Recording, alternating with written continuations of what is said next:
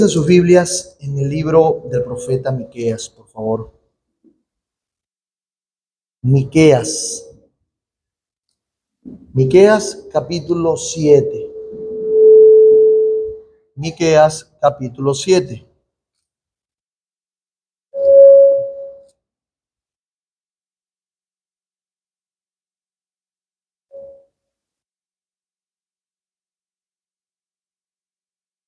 Vamos a leer desde el versículo 8 hasta el versículo 17.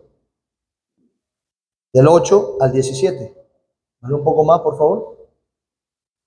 Del 8 al 17. ¿Conmigo?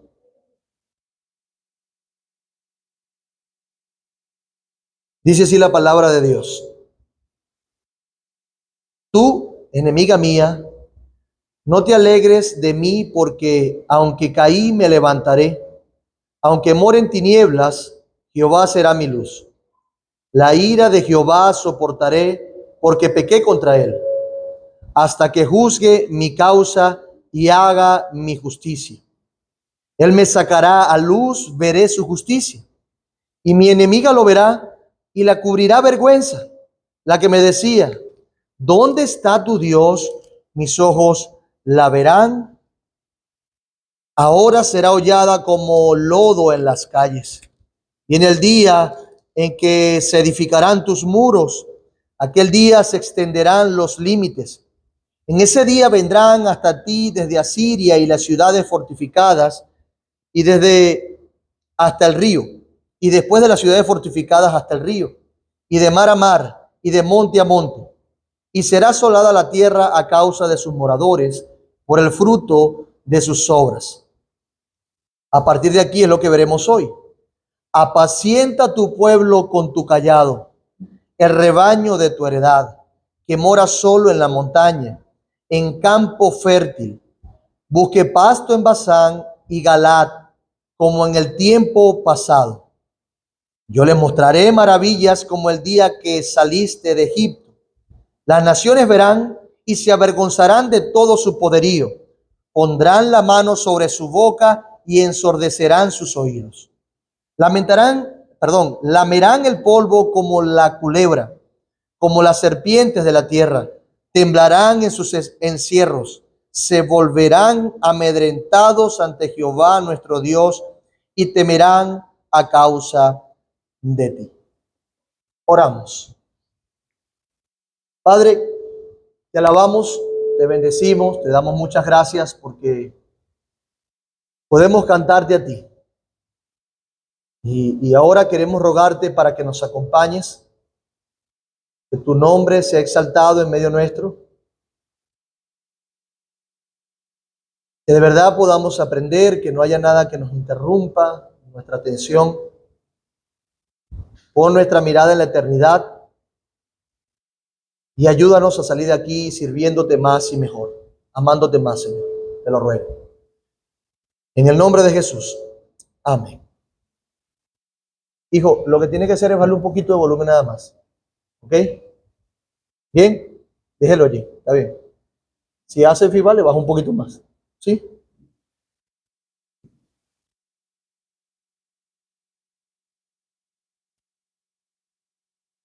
Hace muchos años, en el sur de los Estados Unidos, había esclavos quienes pertenecían a sus amos como si fueran bestias.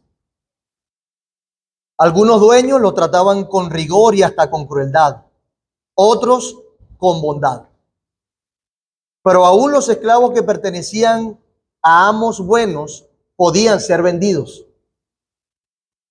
Y tal vez podían caer en manos de amos crueles. Un caballero de los Estados Unidos, del norte del país, donde no existía en ese momento esclavitud, llegó de visita a Nueva Orleans, que es una ciudad del sur.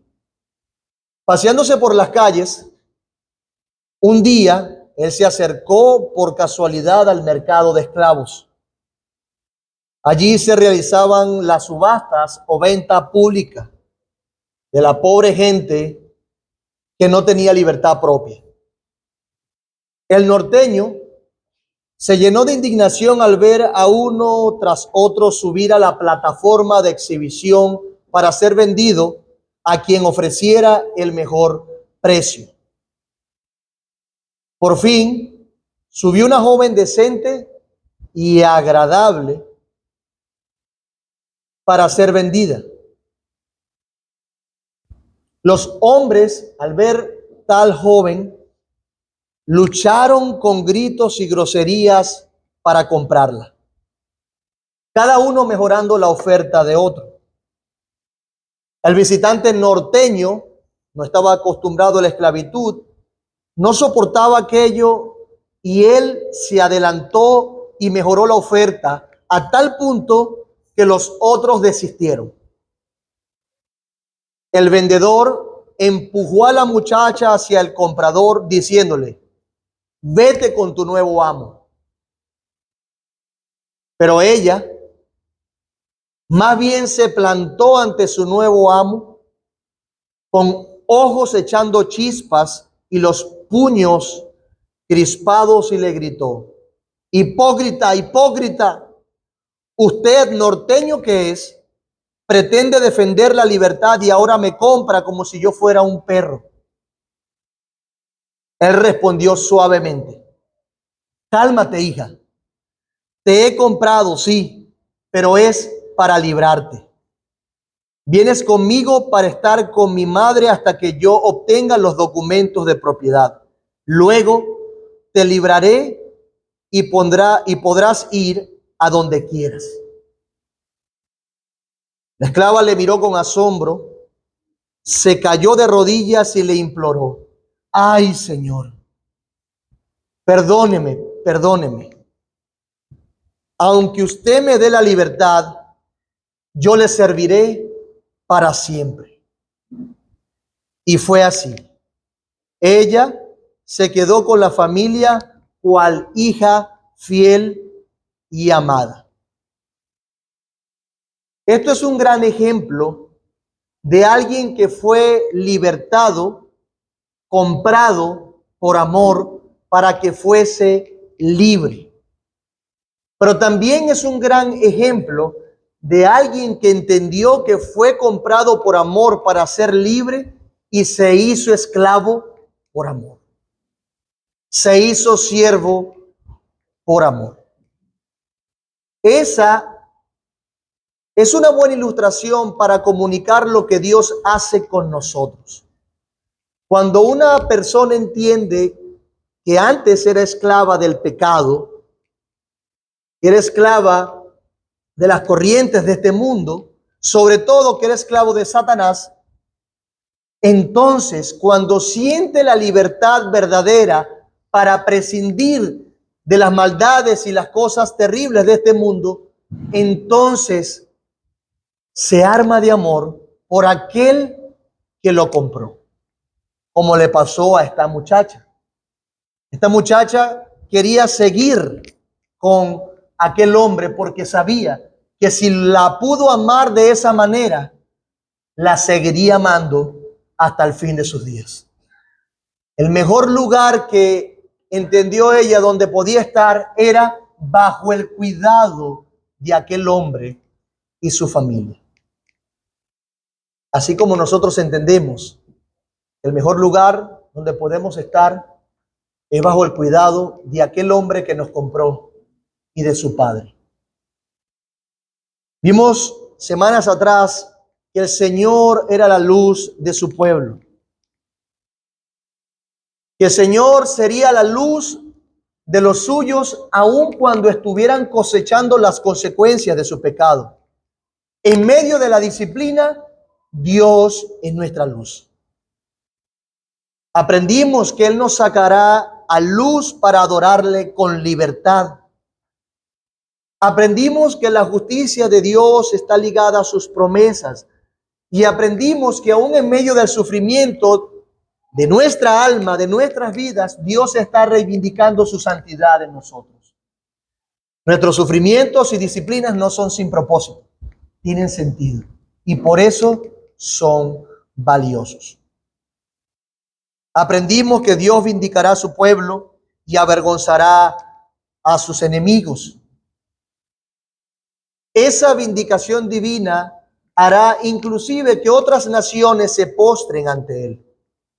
Y por eso el arrepentimiento tiene sentido, porque Cristo lo logró. En últimas, Él fue el que logró nuestra libertad y por Él podemos arrepentirnos y sacar provecho del Dios santo, justo y bondadoso. Hemos visto toda una historia donde el pueblo de Dios por su pecado ha sufrido y ha sido disciplinado, castigado. Pero estas últimas palabras traen esperanza. Un cántico que se eleva de parte de Miqueas para exaltar la bondad de Dios y representar al pueblo esperanzado que se arrepintió de sus pecados y espera en Cristo. Por eso es que hemos llamado o llamamos la última predicación, Dios no se olvida de su pueblo. Y hoy la llamaremos igual, pero parte 2. Dios no se olvida de su pueblo, parte 2. Pero con un pequeño titulillo luego. El deseo, escucha bien, el deseo de los que esperan en el Señor. El deseo de los que esperan en el Señor. Y esto lo vamos a ver en 2 encabezados. La oración de los que esperan en el Señor, se muestra el deseo en una oración, y la respuesta del Dios de esperanza. 2 encabezados nada más. Noten que después de que el pueblo de Dios es reunido, después que el pueblo de Dios es traído para que adoren en el lugar santo una vez más, ahora ellos serán también cuidados con cariño por Dios mismo. El Señor los ha de apacentar y el Señor los ha de alimentar. Y precisamente eso es lo que desea un corazón arrepentido que está lleno de esperanza, inclusive cuando está siendo disciplinado. Espera que en la libertad que Dios les dio, Él también sea su pastor, que Dios sea su guía, que Dios sea aquel que lo apaciente, como bien dice el pasaje. Y para ello vamos a ir entonces a nuestro primer encabezado, la oración de los que esperan en el Señor. Vea cómo dice el versículo 14. Apacienta tu pueblo con tu callado, el rebaño de tu heredad, que moras solo en la montaña, en campo fértil. Busque pasto en Basán y en Galaad, como en el tiempo pasado. Y lo que es claro hasta ahora es que está hablando en términos pastorales. Apacienta a tu pueblo. ¿Quién es el que apacienta? Un pastor. Antes, Miqueas vio que Dios le daría un pastor a la nación. Ahora Miqueas lo pide. Sí, Dios dará un pastor a esta nación que los juntará y los liderará. Pero ahora él lo desea y lo expresa en este cántico, en esta oración. Ahora él pide que Jehová sea su pastor. En medio de aquella disciplina que estarían por vivir, él reconoce que necesita ser pastoreado, que necesita ser apacentado y alimentado por Dios mismo como antes. Y este término, apacentar, más literalmente significa ser alimentado o dirigido a un lugar para ser alimentado con cuidado y seguridad. Eso es apacentar. Ser alimentado o dirigido para ser alimentado con cuidado y seguridad. Es bueno que traigamos a nuestra mente la imagen de un rebaño de ovejas donde su pastor lo lleva al lugar del mejor pasto. Pero no solamente pide que lo alimente, él dice que lo alimente con su callado. Entonces es un pastor que lleva un cayado, un instrumento como una vara. Esta palabra cayado en el original es interesante porque se usa de dos maneras diferentes en el Antiguo Testamento. En primer lugar, es usada para connotar a un cetro. ¿Qué es un cetro? Algo que tiene un rey. ¿Recuerdan que en las bendiciones de Israel se decía que de Judá no se iba a apartar el cetro? Eso implicaba que de Judá no se iba a apartar la monarquía, el reinado. Eso implicaba también que de Judá vendría en algún momento el Mesías, rey, que su monarquía sería perpetua. Y nosotros sabemos ahora que ese es Cristo. Así que ese término de callado en este momento, que estamos viendo en el versículo 14, puede implicar un cetro que identifica a aquel que lo tiene con señorío, con poder de un rey. El que tiene el cetro reina. Quien tiene el cetro protege con poder inclusive porque es el rey llamado a proteger. Pero también esa palabra callado tiene que ver con vara. Tu vara y tu callado me infundirán aliento. Esa es la palabra que se usa en el Salmo 23. Y eso es una herramienta para guiar, para presidir, para corregir el rumbo del rebaño, para proteger. El pastor con algunos toques dirigía el rebaño a las ovejas o las llamaba. Es esa palabra callado. Entonces vemos que en esta oración inicial, Miqueas está rogándole al Señor que lo alimente y lo apaciente con su callado. Noten, él tenía ya en su mente lo que significaba ser disciplinado por Dios. Y él insiste y entiende que lo mejor para ellos, para el pueblo redimido, es ser pastoreado por Dios con su callado. Y esto es interesante porque la Biblia en todo su esplendor nos muestra que hay una relación muy estrecha entre los que se arrepienten y el reconocimiento de sus debilidades. Los que se arrepienten de sus pecados y temen a Dios reconocen sus debilidades de tal manera que no quieren vivir ahora su vida cristiana solos. Necesitan que el Señor los pastoree. Ellos saben que necesitan a Dios para que los salve, pero también saben que necesitan a Dios para que los acompañe en el peregrinaje. Por eso es que Dios, sabiendo esto, en Cristo nos dice que estará con nosotros hasta el fin del mundo. No estará con todo el mundo, estará con aquellos que son sus discípulos, que le temen.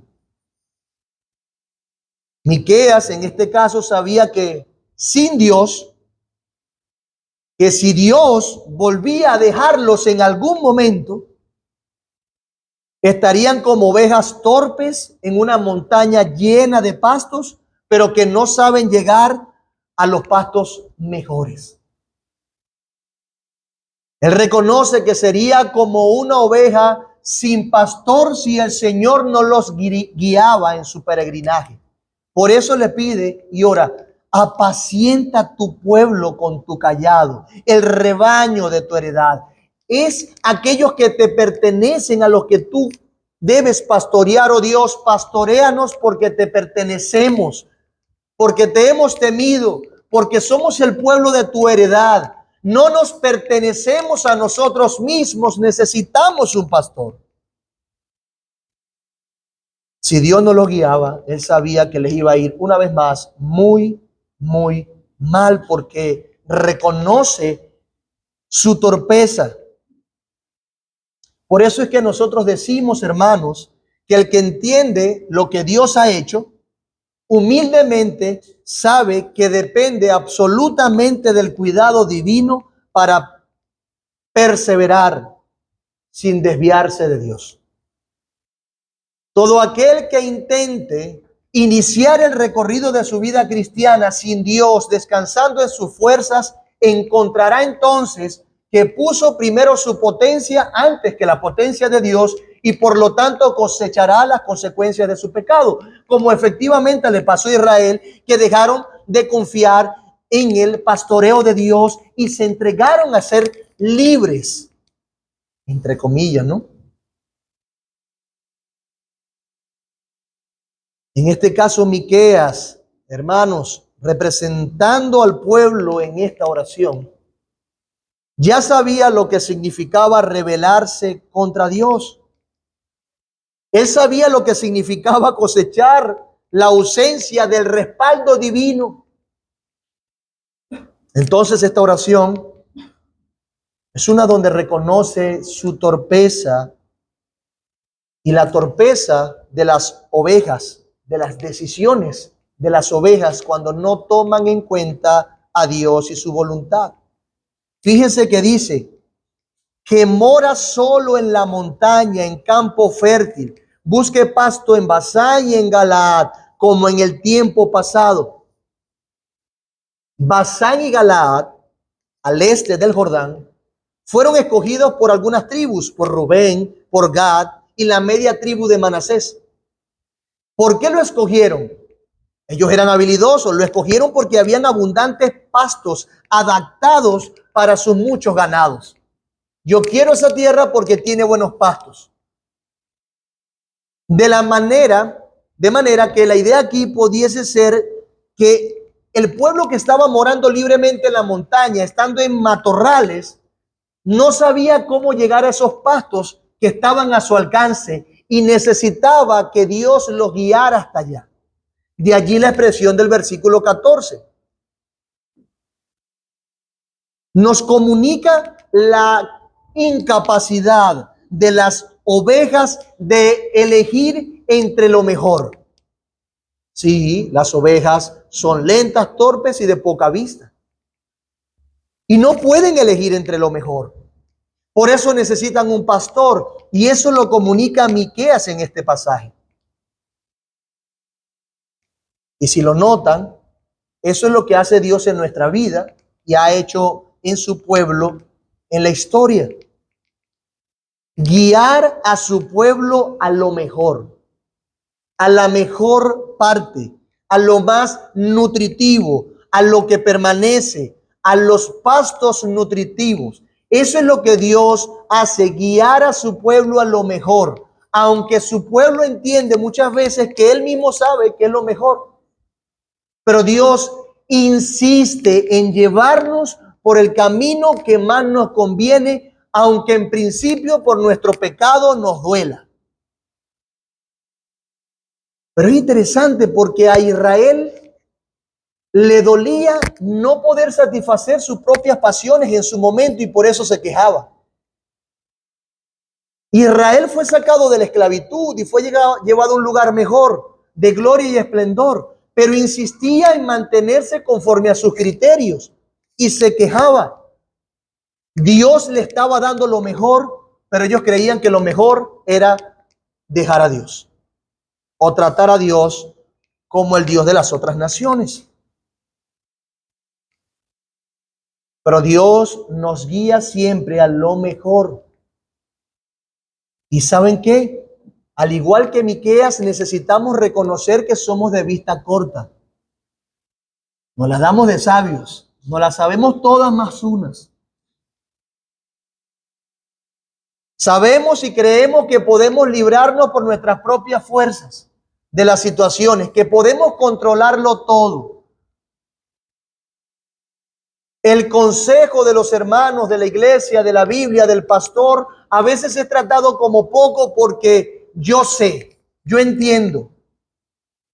Y no es tomado en consideración hasta que, ¡pum!, nos golpeamos con la realidad de nuestra insensatez. Necesitamos reconocer que somos torpes y de corta vista. Que necesitamos ser pastoreados para que escojamos la mejor parte, el mejor pasto. Para que seamos guiados por el camino correcto. aunque nosotros creamos que estamos completos y satisfechos en el lugar donde estamos. Por eso en esos momentos de dificultad, donde creemos que estamos bien, que estamos haciendo bien, Dios nos guía a ver de una manera más amplia y correcta para escoger esa mejor parte. Inclusive cuando todos creemos que estamos bien y nos acomodamos, Dios nos dirige a ver que el camino sigue. Dios nos dirige a ver, nos pastorea para enseñarnos que hay cosas mejores. No has llegado al límite. Ya no alcanzaste la medida, hay algo más. Dios nos guía para decirnos, hay que seguir. Todavía queda progreso. Dios puede ser más glorificado y puedes vivir de una manera más justa delante de mí, que te redimí, que te saqué a la luz, que te di libertad para que ahora me sigas voluntariamente.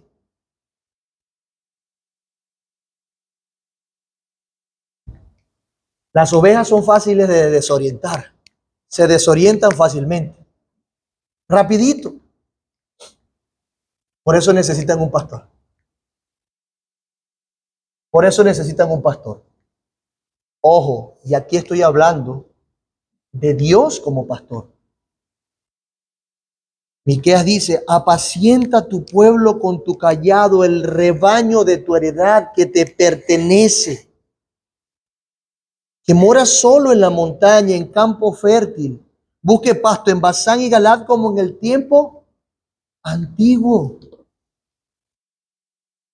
Hermanos, por eso es importante que veamos que todos aquellos que temen a Dios y entienden que Dios los ha estado llevando, inclinando, atrayéndolo a Él, a través de disciplinas y dolores u otra cosa, son personas que terminan siendo lo suficientemente humildes para reconocer su torpeza y buscar que Dios los apaciente, que los alimente para ser nutridos y seguir su vida. Necesita que los guíe.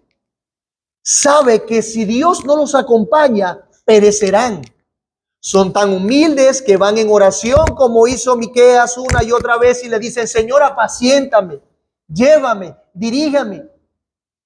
Moisés sabía y reconocía sus debilidades. Por eso en su momento oró, Señor, si tú no vas conmigo, yo no quiero ir. Si tú no me acompañas a dirigir a este pueblo, yo no. Yo no. Yo creo que esa es una buena oración para inclusive todos aquellos que tienen la responsabilidad de pastorear. No solamente el pastor literal, sino aquellos pastores que hay en cada familia, en cada matrimonio.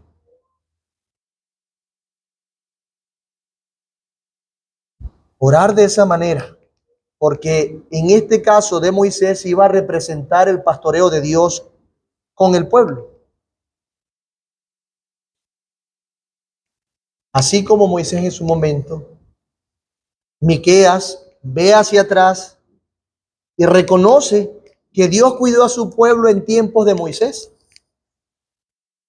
y le pide que lo ayude como antes. Señor, tú lo hiciste.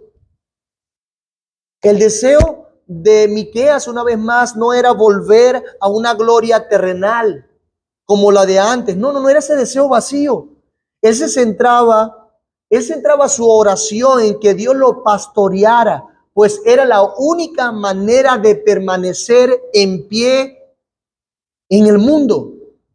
La única manera para permanecer en pie es bajo el cuidado de Dios, bajo la protección de Dios, bajo la guía de Dios, bajo el gobierno de Dios, bajo la vara de Dios que comunica el reinado de Dios, el gobierno de Dios sobre tu vida. A la herencia es la que pide Miqueas que Dios pastoree porque le pertenece. En otras palabras, esto transmite la idea de Dios como Salvador, como santificador, pero también como Señor.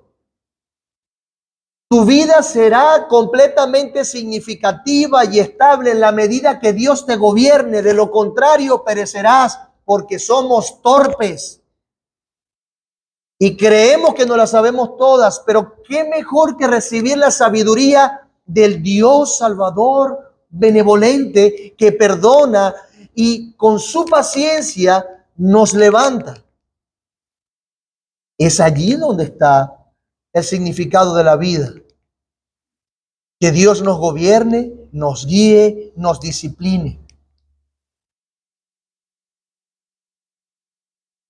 Por eso es que Miqueas, cuando estaba profetizando allá en el capítulo 5, expresa que Dios le daría un pastor definitivo. En el culto de oración recordábamos cómo los jueces, y antes también de los jueces, y luego, cuando estaba la era monárquica, el pueblo cosechaba las bendiciones en la medida que el líder los guiaba a ser pastoreados por Dios, a obedecer a Dios. Caía el líder, se apartaban otra vez, levantaba a Dios otro juez, levantaba a otro rey que le temía y ellos obedecían, pero luego se desviaban. Parecía que su estabilidad en el mundo dependía del liderazgo que tenía. Tiene sentido, nosotros de una manera práctica lo hemos podido ver en la historia. Pero entonces también tiene sentido que Dios le dé un líder definitivo, que es el que se expresa y se anticipa en Miqueas capítulo 5. Aquel pastor definitivo iba a pastorearlo con el poder de Jehová. Así lo dice. De allí la inmensa necesidad de que Dios se encarnara para guiar a un rebaño hasta el cielo. De allí que Jesús dijera, yo soy el buen pastor y mi vida la doy por mis ovejas. De allí que Cristo sea ese pastor definitivo que nos va a guiar con su vara a aquellos que compró a su heredad hasta la eternidad con Él. Es imposible que nosotros podamos vivir nuestra vida sin ese pastor. De lo contrario, la viviremos temporalmente para luego ir a una perdición eterna. Así que aquel que ha sido redimido es suficientemente humilde para requerir y entender la inmensa necesidad que tiene de un pastor. Dios nos dio a Cristo. De allí entonces que luego de ver cómo la historia se desarrolla en torno a la relación de Dios con su pueblo, Miqueas se detenga a cantar. Después que vio todo eso y vio la bondad de Dios, cómo los asistió, cómo los restituyó, cómo los vindicó sus promesas y su justicia, cantara. Hermanos, los cánticos son una expresión poética, artística de un corazón conmovido. Y esta vez Miqueas, conmovido por las obras de Dios, termina su libro de esta manera. Es como si el profeta, luego de profetizar en nombre de Dios, de ministrar la palabra de Dios que había recibido, se detiene a orar porque está entendiendo bien lo que está pasando y pone su mirada en Dios. Hermanos, cuando nosotros nos cantamos, nos identificamos con la música, nos identificamos con la letra, reflexionamos. Los cánticos son una manera especial de comunicar o hacer añoranza de algo, de orar inclusive. La música nos sensibiliza, nuestras emociones se ponen en perspectiva para digerir la verdad de Dios. Aquella que se te ha dado en el evangelio como nosotros lo conocemos ahora y que se le dio en aquel evangelio anticipado a Miqueas, donde escuchó, los voy a castigar, los voy a disciplinar, pero cuando clamen a mí en su miseria, yo los voy a restituir y yo los voy a pastorear. Y él responde de esa manera. Sus emociones lo entendieron y sus convicciones se explayaron en un cántico de adoración. Una doxología que terminaremos, si Dios lo permite, en el próximo sermón. Hermanos, en este caso lo que cautivó a Miqueas para diseñar esta parte final fue la maravillosa esperanza que encontraba en Dios y la salvación que Dios ofrecía a pesar del inmenso pecado de Israel. Eso fue suficiente para que cantaran. Por eso es que esta oración no solamente es una oración privada de Miqueas, fue inspirada por el Espíritu Santo con el propósito de que aquellos que tienen o entienden lo mismo que entendió Miqueas se identificaran con ella. Esta oración expresa el deseo de que Jehová los apaciente, que los cuide. Por eso es la oración de los que esperan en el Señor.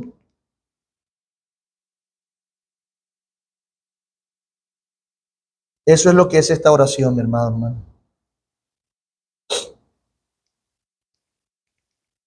Una oración que habla del deseo en el corazón de los redimidos. Una oración que comunica un corazón que entiende los beneficios del gobierno de Dios. Que Dios nos gobierne. Una oración, un cántico que expresa que ese corazón entiende el beneficio de las reglas de Dios, de las ordenanzas de Dios, de la dirección de Dios, de la guía de Dios. Entiende los beneficios de la guía amorosa que preserva. Inclusive esa disposición de Dios de disciplinar, lo entiende y quiere que el Señor nos discipline si es necesario. Que entiende cada vez que Dios nos hace pasar por el dolor, que interpreta bien la enfermedad, el sufrimiento, el dolor, las complicaciones. Por eso cantábamos en el primer himno de hoy, rogando que el Señor le conceda a nuestras faltas corrección. Concede a nuestras faltas corrección. ¿Y lo ven? Un corazón esperanzado y redimido anhela que el Señor no lo deje en sus pecados y le pide, Señor, haz lo necesario con tal de que yo no peque contra ti y que viva para tu gloria. No está cómodo con pecar. No está cómodo con, bueno, Dios en su gracia me va a perdonar en un momento y me voy a gozar en mi pecado ahorita. No.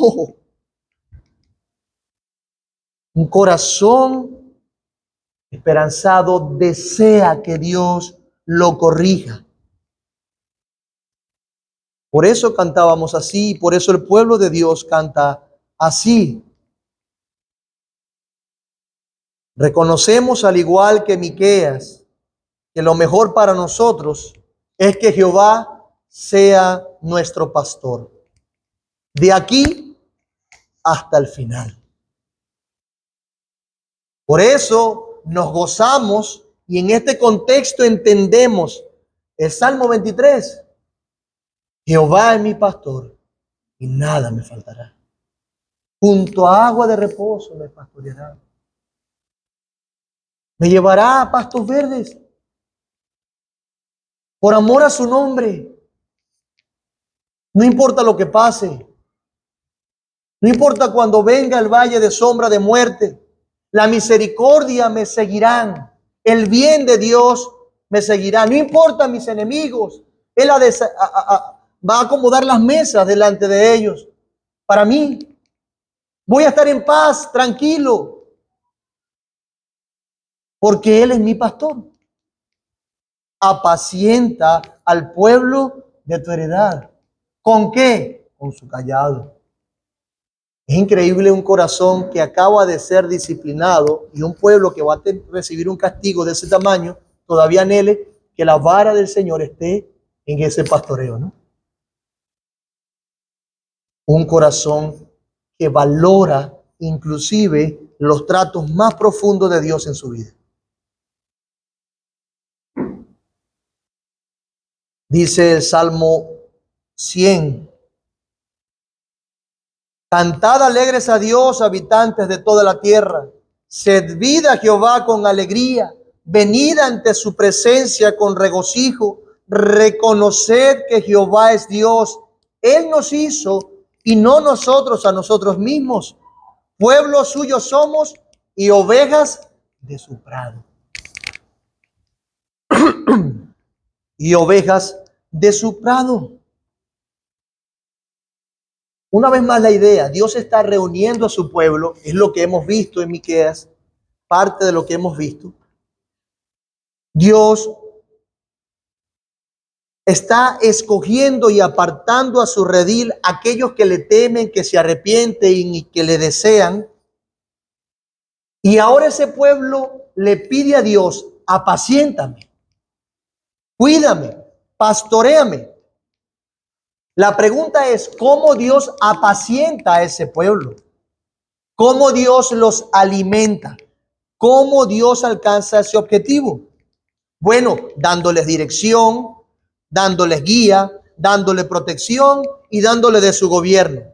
¿Y cómo lo hace? A través de su instrucción. Los instruye. Dios, para pastorear el pueblo de Israel, le dio a Moisés y las instrucciones del pacto. Les digo lo que era mejor para ellos detalladamente. Les dio la ley. Y con eso Dios los estaba apacentando. Y Moisés, representando a Dios, se lo recordaba cada tanto cuando estaban en peligro y los guiaba a obedecer cuando tocaba alguna ceremonia. Dios los estaba apacentando a través de la enseñanza. La pregunta es, ¿cómo Dios apacienta hoy a su pueblo? Instruyéndolo de la misma manera, dándole de su palabra, dándole la gracia de tener su palabra en la mano y de predicadores y maestros y pastores que lo dirijan a los pies de Cristo. Así Dios nos apacienta hoy también. Su instrucción, la enseñanza de su palabra. Por lo tanto, es bueno concluir que cuando estamos en estos momentos y requerimos estos momentos y deseamos estos momentos y venimos a la iglesia a orar, a escuchar la palabra de Dios, a tener comunión, a recordarnos los unos a los otros el gobierno, la protección, la dirección, la guía de Dios, Dios nos está pastoreando. Si eso es lo que desea un creyente verdadero, que Dios lo apaciente, y este es el lugar, y estas son las estrategias de Dios para apacentarnos, ¿cómo nosotros no nos preparamos para eso?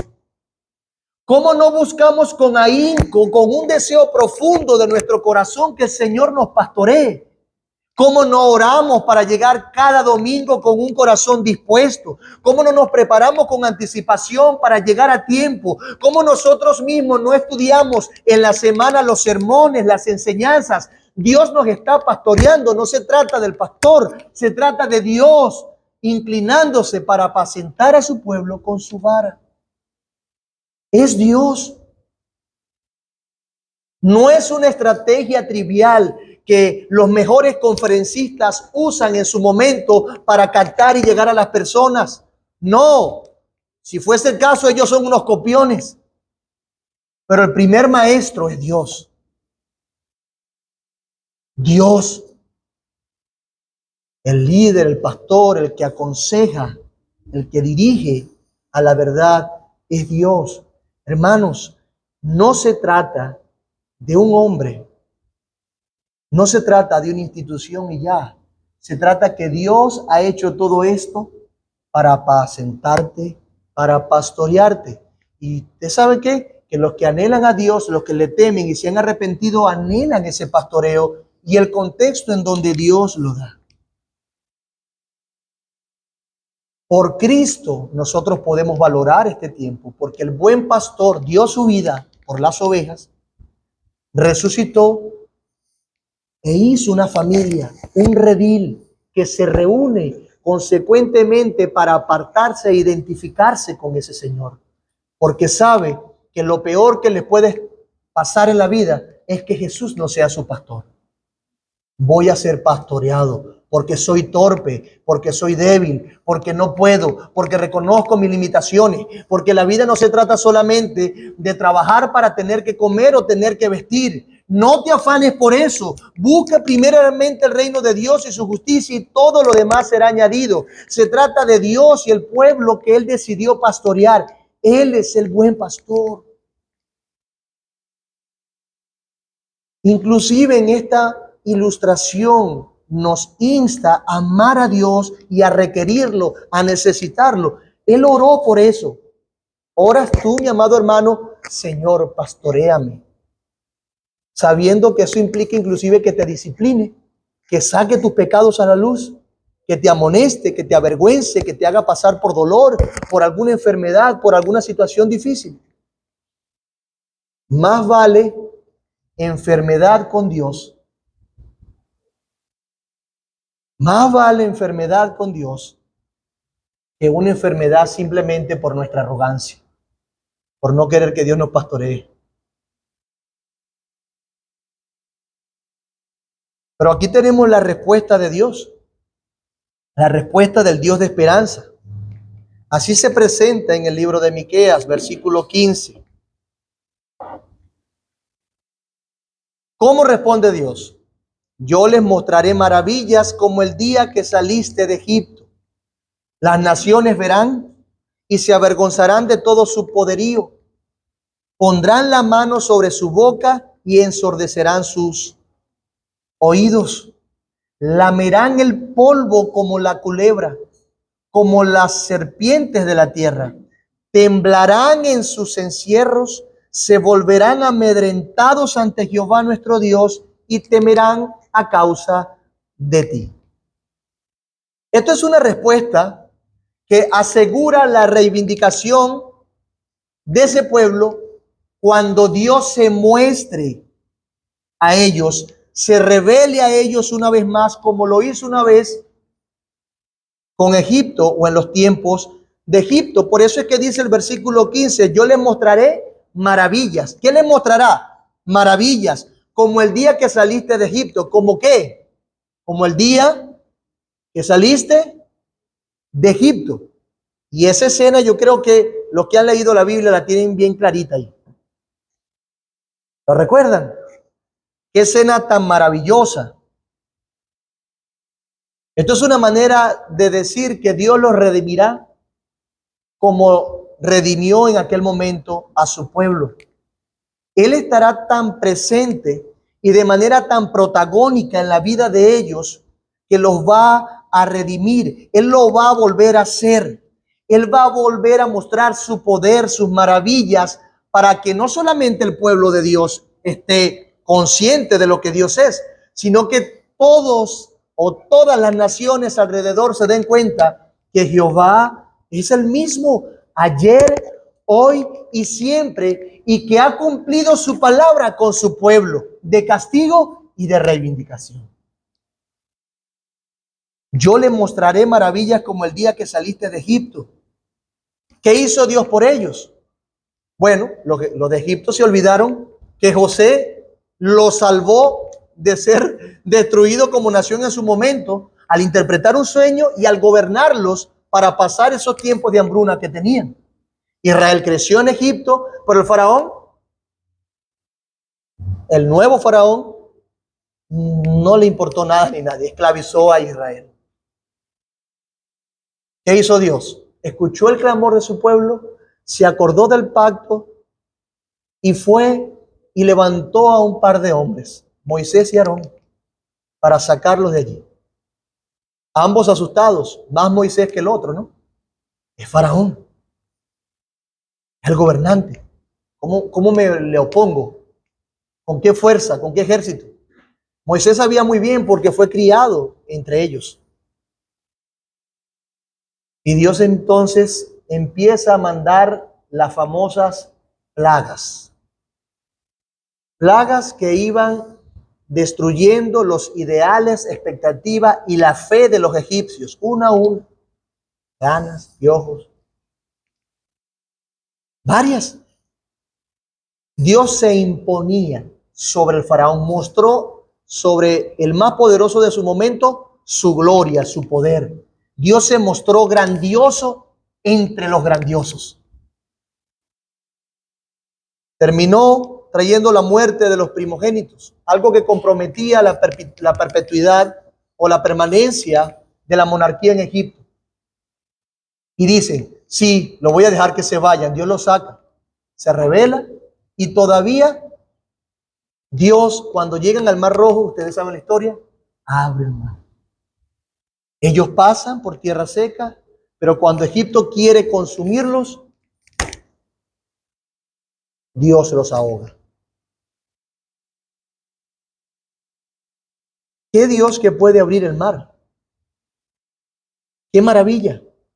Luego de eso, no solamente pasa esa situación, sino que lo sostiene en el tiempo, cosa que ya yo he recordado. Pero simplemente quiero traer pinceladas a su mente para que entiendan cómo Dios mostró su maravilla con esa nación que no levantó para vencer a Egipto un arma. Dios los libertó. Y ahora dice que haría lo mismo con Israel. Dios mostraría esas maravillas. Ahora, es cierto que lo que pasó con Israel en Egipto es un tipo de lo que luego pasaría. Dios redimió o libertó a Israel de Egipto, lo sacó de la esclavitud, y eso comunicaba que en algún momento Dios a su pueblo, a los que creen en él los sacaría de la esclavitud, pero esta vez de Satanás, esclavitud del pecado, esclavitud a sus propias concupiscencias. Y ahora ese pueblo le iba a adorar. Deja salir a mi pueblo, Faraón, para que me adore, para que me sirva. Bueno, eso se cumplió perfectamente en Cristo. Una vez más, que dio su vida, redimió a su pueblo, fue el Cordero Pascual que identificó al pueblo de Dios para que no muriera en la muerte de los primogénitos y los sacó a luz. Los redime, mis amados hermanos. Esa maravilla, esa gloria se mostró también en Cristo de una manera perfecta. Es decir, que nosotros hemos cosechado el beneficio y el cumplimiento de estas palabras en Cristo. Sí, Dios los mostró en Ciro. Ya se los dije, el de los medopersas, pero perfectamente lo vemos en Cristo. Cristo fue quien derramó su sangre y nos compró de la esclavitud. Es por eso que nosotros somos tan intensos en decir, los creyentes que han sido redimidos, valga la redundancia, no son esclavos del pecado. No lo son. Dios los salvó para vivir para su gloria, para servirle. Y en este caso particular, Dios le responde diciéndole, yo mostraré mis maravillas. Y lo mostró en Cristo. Los discípulos de Juan el Bautista, desconcertados porque Juan estaba preso, y Juan los manda, pregúntenle si él es el Mesías. Recuérdale que los sordos ven, que los sordos escuchan, que los ciegos ven, que la gente está siendo librada de sus padecimientos que vinieron por consecuencia del pecado. Él hizo maravillas. Las obras de Cristo acompañaban su ministerio y confirmaron que Él era el Señor. Hizo maravillas para salvarnos. Dios lo cumplió.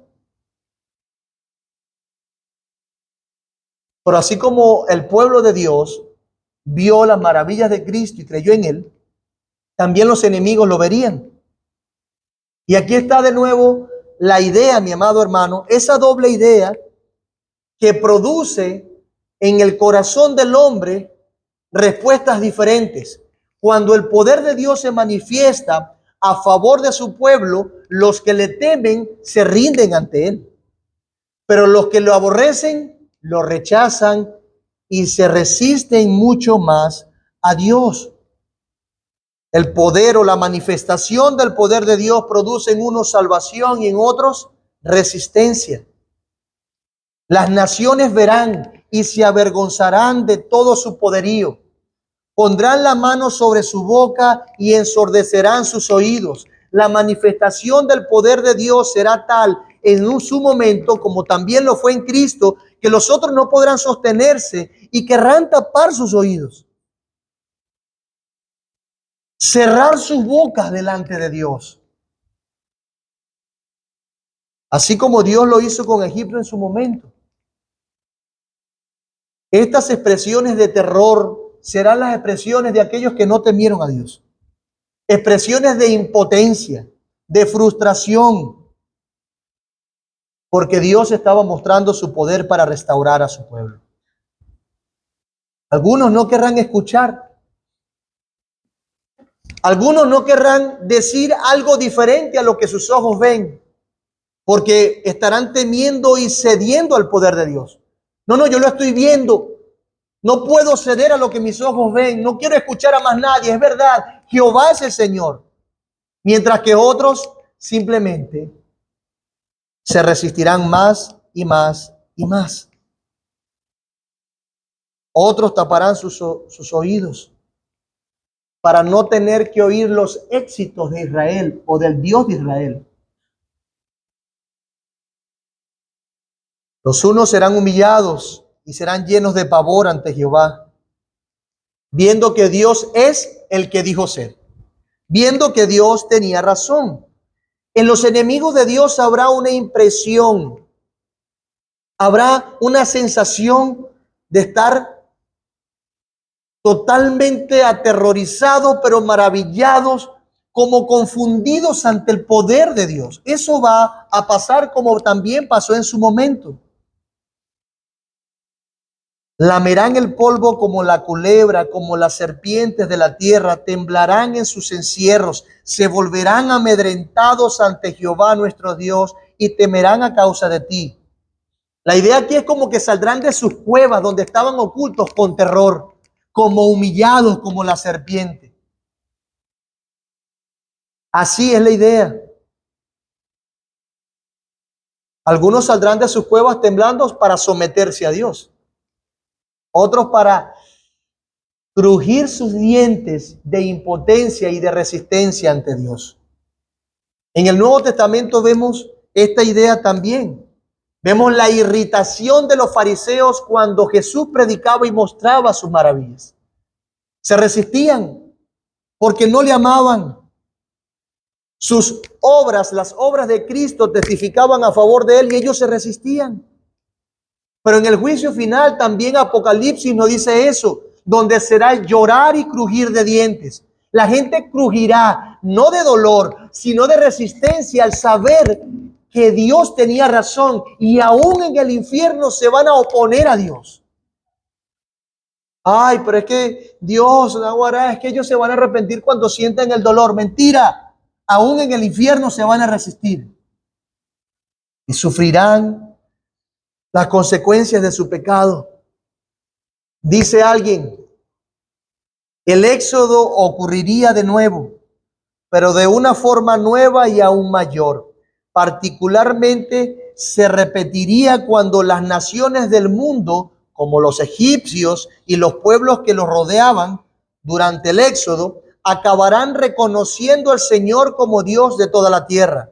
Verán las naciones y se avergonzarán de todo su poderío. Dios actuará de forma dramática para redimir a su pueblo de la esclavitud. Él apunta a la idea del versículo 17 al final. Se volverán amedrentados ante Jehová nuestro Dios y temerán a causa de ti. Ustedes no han visto las comiquitas cuando el ratoncito sale fuerte, después sale el gato y más atrás sale el perro. Cada uno amedrentado con el poder de otro. Y una ilustración sencilla que sé que los niños conocen para que entendamos cómo el poder de Dios será manifestado con tanta gloria que no habrá ninguna potencia en el mundo, por más bombas nucleares que pueda tener o por más artillería, que no se doblegue ante Dios. No habrá una nación que no entienda que nadie puede llegar a la potencia de Dios. Unos se resistirán, otros amedrentados caerán ante él. Ese es el punto. Ese es el punto. De manera que siempre la humillación divina tiene un aspecto soteriológico, hermanos. Lo voy a repetir. La humillación que Dios trae a los fuertes siempre tiene un aspecto soteriológico. Siempre tiene una invitación al arrepentimiento. Dios se muestra, se revela y les dice, arrepiéntanse porque perecerán. Así lo entendieron algunos cuando Juan el Bautista estaba ministrando y él les dijo, generación de víboras, ¿quién les enseñó a huir de la ira venidera? Ellos sabían lo que venía. Cuando Dios muestra su poder en el Evangelio y cuando muestra su poder en los hechos y acontecimientos de su historia, en su providencia, está invitando también a la gente a que se rinda. Ríndete. No tendrás oportunidad. Y eso es lo que le dice a los que no creen en Dios ahorita. Ríndete. No tendrás escapatoria. No tendrás oportunidad. De allí que diga que siempre la humillación divina tiene un aspecto soteriológico o de salvación. Dios muestra su poder también para salvar, como estaba pasando con Israel. Pero los que se resistan, e insisto en eso, aunque suene repetitivo, lamerán el polvo como la culebra. ¿Ven el vocabulario, la manera de comunicarse para decir estarán arrastrados, estarán tan bajos como la culebra? Eso nos hace recordar la palabra de Génesis. Y Jehová Dios dijo a la serpiente, por cuanto hiciste esto, maldita serás entre todas las bestias y entre todos los animales del campo. Sobre tu pecho andarás y polvo comerás todos los días de tu vida. La serpiente no tendrá oportunidad de redención. Satanás no se puede arrepentir como lo pueden hacer las personas creados a imagen y semejanza de Dios. Condenada eternamente. Así le pasará a aquellos que cuando Dios muestre su poder en Cristo y en su evangelio se sigan resistiendo. Lamerán el polvo por siempre. Hermanos, Dios cuando muestra su poder es para salvar. La gente se resiste a la salvación de Dios. La gente solita lo hace. Por eso yo creo que es pertinente que nosotros podamos ver rápidamente lo que dice el Salmo 2. Búsquelo en su Biblia, por favor. Salmo 2. Salmo 2.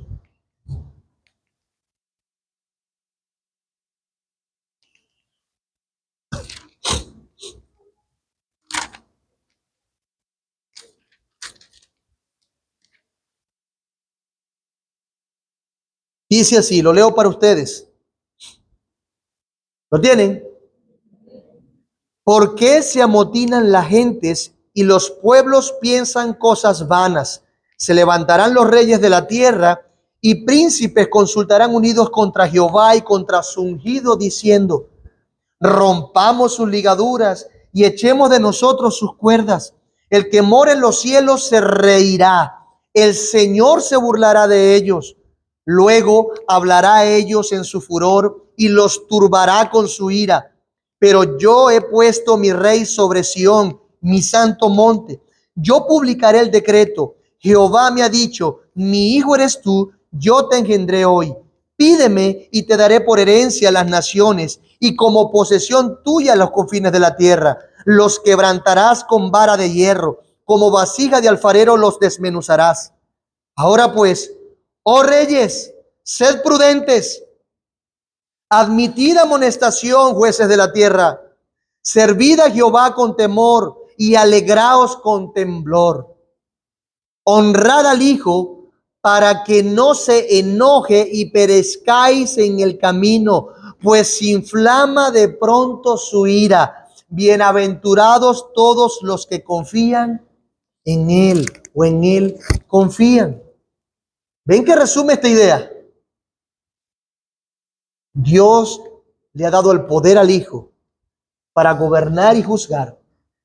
Y los llama, hey, entiendan, sean prudentes, honren al Hijo para que no perezcan.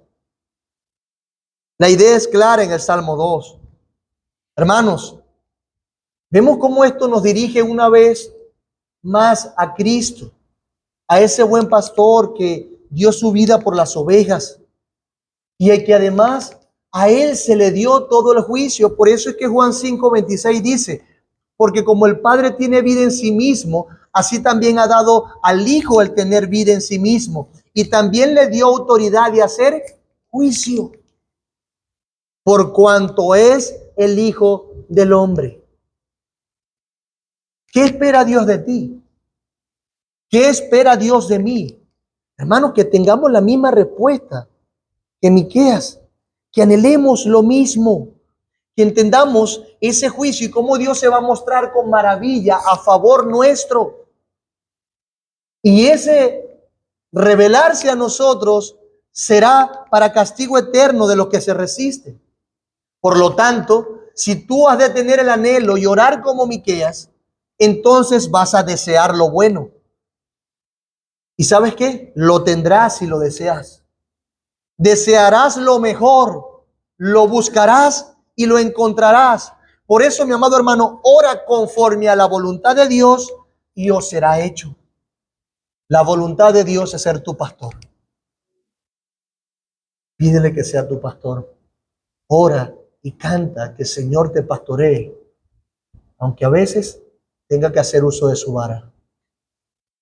Y siempre ha de hacer uso de su gobierno, de su cetro. Una de las cosas que ayudó a Miqueas fue conocer a Dios y ver su historia. Entonces yo te invito, mira, conoce a Dios y su historia y su poder. Ve sus obras. Ve y conoce a Dios en su carácter. Y tus oraciones serán refinadas. Tus oraciones serán santificadas en la medida que conozcas más a Dios. Vas a preferir lo mejor porque te estarás dejando guiar por Él.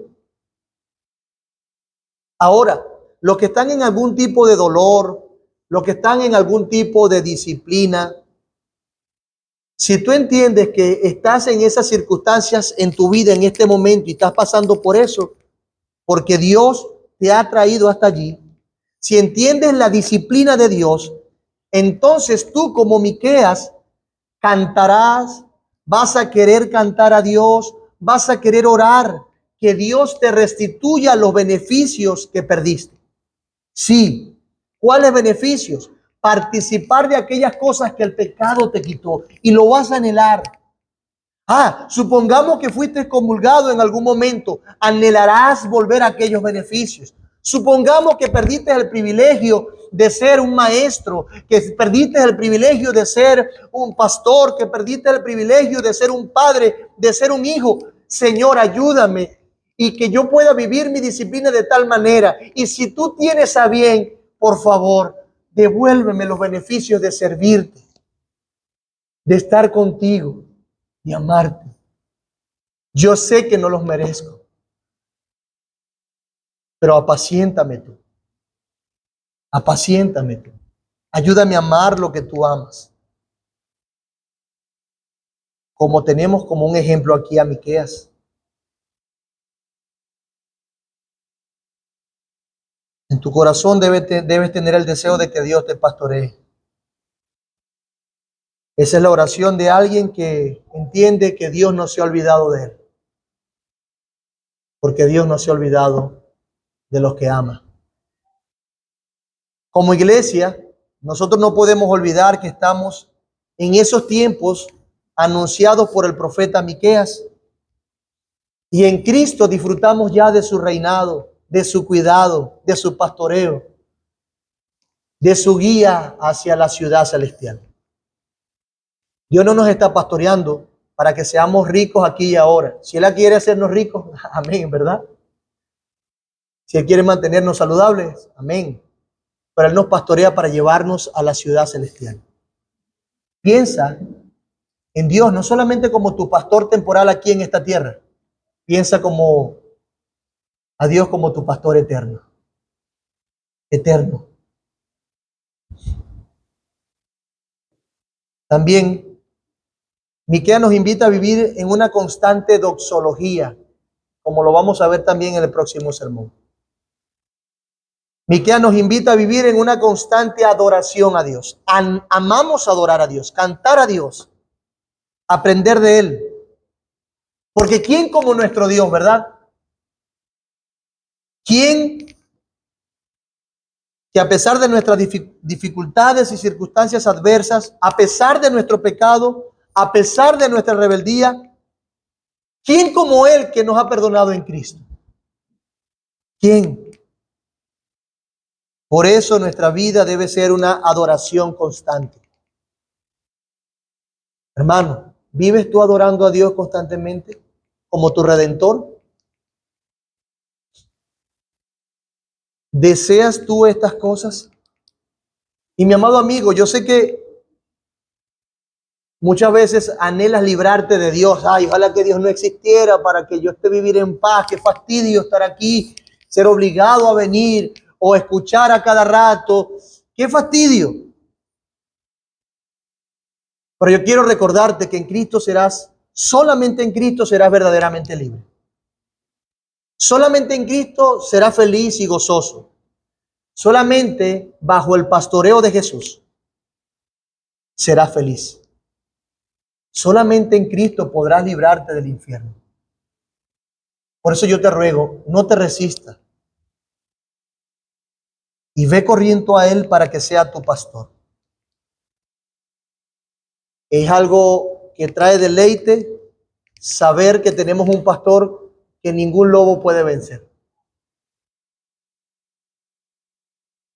Dios siempre gana. Y en Cristo lo ha demostrado, hermanos. Por eso yo te invito que vengas a Cristo y te arrepientas. E invito a todos los hermanos y a la iglesia que amen y deseen el pastoreo de Dios cada domingo, cada miércoles, cada devoción en su casa, cada tiempo de oración. Prepárate para que el Señor te alumbre. Que Él te apaciente con su vara, que nos apaciente así, como iglesia. Padre, gracias por tu palabra. Ayúdanos a valorar estas cosas. Tú has respondido exaltándote y diciendo, sí, yo voy a mostrar mis maravillas contigo. Y lo has hecho, Señor. Gracias por mostrarlas. Gracias por hacernos bien. Gracias porque cuando estás mostrando tu bondad y tu poder a tu pueblo, las otras naciones también ven y tiemblan. Gracias, Señor. Gracias por responder, porque no hiciste silencio. Así puede estar confiado cualquiera de nosotros que si clamamos a ti, tú nos responderás. Que si nos acercamos a ti, tú te acercarás a nosotros. Ayúdanos a anhelar adorarte, anhelar tu dirección, anhelar que tú seas nuestro pastor, que nos pastorees a través de los siervos que nos has dado. Salva a pecadores y ayúdale a entender a las personas que si alguien no te tiene como pastor, ha perdido su vida completamente. En el nombre de Jesús oramos. Amén.